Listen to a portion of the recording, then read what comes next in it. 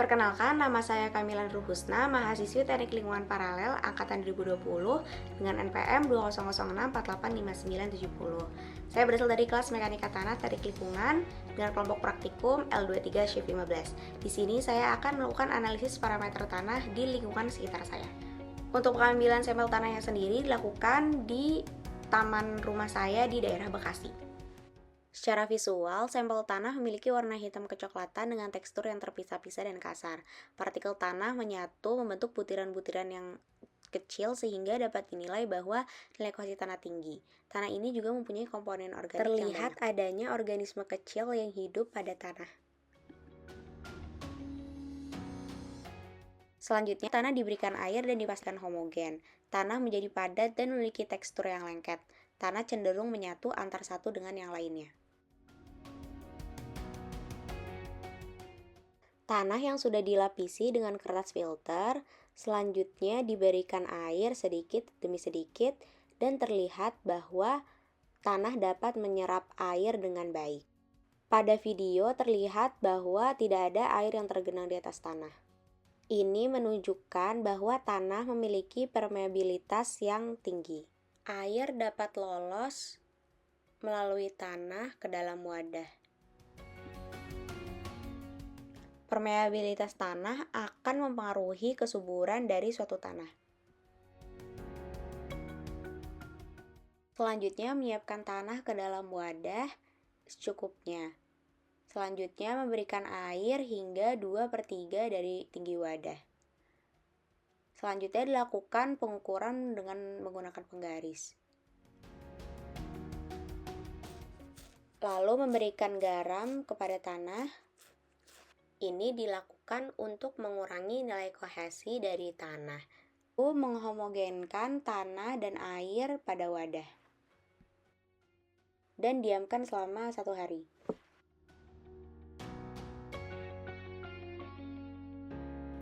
Selanjutnya adalah melakukan identifikasi dari jenis tanah yang telah terseparasi yang telah ditunggu selama 24 jam.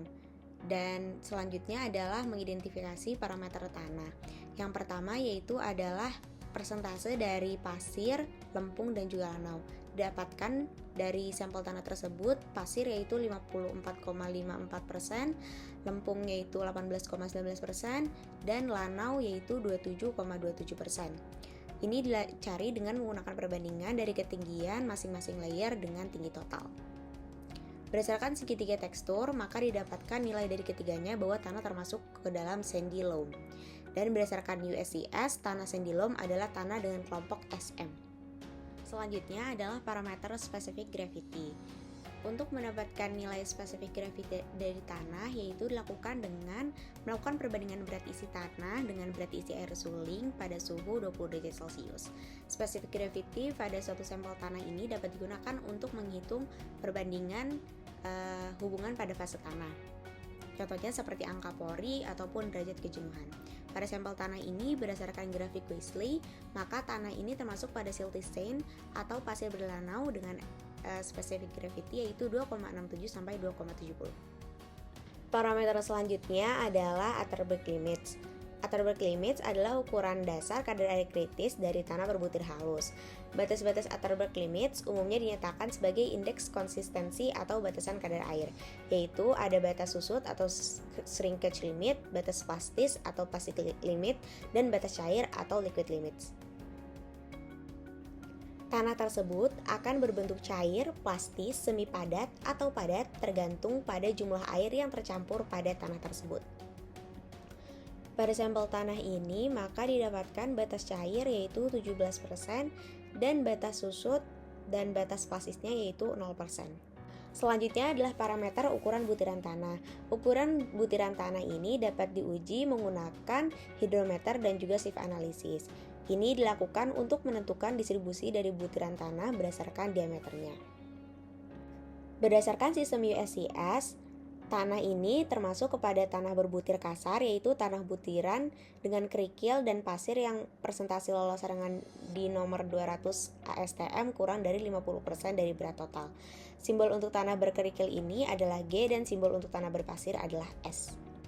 Berdasarkan klasifikasi dari AHSHTO, karena tanah ini memiliki persen dari pasir yang melebihi 50%, maka tanah ini termasuk ke dalam tanah A2. Selanjutnya adalah parameter CBR atau California Bearing Ratio. California Bearing Ratio ini adalah perbandingan antara kekuatan sampel tanah dengan kepadatan tertentu dan kadar air tertentu terhadap kekuatan batu pecah bergradasi rapat sebagai standar materialnya, yaitu dengan nilai CBR 100. Nilai CBR ini digunakan untuk mengetahui kualitas tanah, terutama yang digunakan sebagai lapisan base dan subgrade di bawah perkerasan jalan atau lapangan terbang. Berdasarkan Ansor, nilai CBR ini adalah salah satu faktor utama yang memengaruhi tebal atau tipisnya perkerasan dari sebuah konstruksi jalan.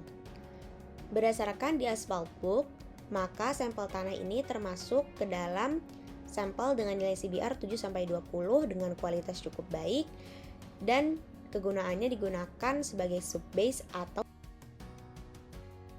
Selanjutnya adalah berat volume kering maksimum dan kadar air optimum tanah. Berat volume kering maksimum ini adalah nilai yang didapatkan jika suatu contoh tanah dengan kadar air optimum dipadatkan dengan energi tertentu. Sedangkan kadar air yang paling baik untuk daya pemadatan tertentu disebut juga dengan kadar air optimum. Dari hubungan keduanya didapatkan hubungan terbalik, di mana jika kadar air optimum tinggi, maka didapatkan berat volume kering maksimum akan rendah. Selanjutnya adalah berat volume kering maksimum dan kadar air optimum tanah. Berat volume kering maksimum ini adalah nilai yang didapatkan jika suatu contoh tanah dengan kadar air optimum dipadatkan dengan energi tertentu. Sedangkan kadar air yang paling baik untuk daya pemadatan tertentu disebut juga dengan kadar air optimum. Dari hubungan keduanya didapatkan hubungan terbalik, di mana jika kadar air optimum tinggi, maka didapatkan berat volume kering maksimum akan rendah. Berdasarkan Anwar pada jurnalnya di tahun 2016, secara visual tanah ini termasuk ke dalam kelompok granular bercampur tanah, di mana didapatkan berat volume kering maksimumnya yaitu 17,3 sampai 21,2, sehingga didapatkan kadar air optimumnya yaitu 9-18%. Oleh karena itu didapatkan perkiraan kinerja dari timbunannya yaitu dari sedang sampai sangat baik. Parameter selanjutnya adalah tingkat permeabilitas. Tingkat permeabilitas ini adalah sifat tanah yang dapat mengalirkan air melalui rongga pori tanah. Biasanya setiap material yang dilemnya terdapat ruang kosong sebagai poros, dan apabila ruang kosong itu saling berhubungan, maka akan otomatis memiliki sifat permeabilitas. Berdasarkan video di awal, maka didapatkan data bahwa sampel tanah memiliki permeabilitas yang tinggi. Nilai permeabilitas ini diukur dalam bentuk koefisien permeabilitas dalam satuan meter per second atau cm per second. Berdasarkan Wesley, maka sampel tanah yang pasir berlanau ini memiliki koefisien permeabilitas 5 kali 10 pangkat min 5 sampai 1 kali 10 pangkat min 4. Dan berdasarkan DAS, maka sampel tanah ini memiliki nilai koefisien permeabilitas 10 pangkat min 3 sampai 10 pangkat min 5 dalam satuan cm per second. Sekian video analisis dari klasifikasi tanah dan juga parameter-parameternya. Apabila ada kekurangan ataupun kesalahan, saya mohon maaf. Semoga video ini dapat bermanfaat untuk kita semua.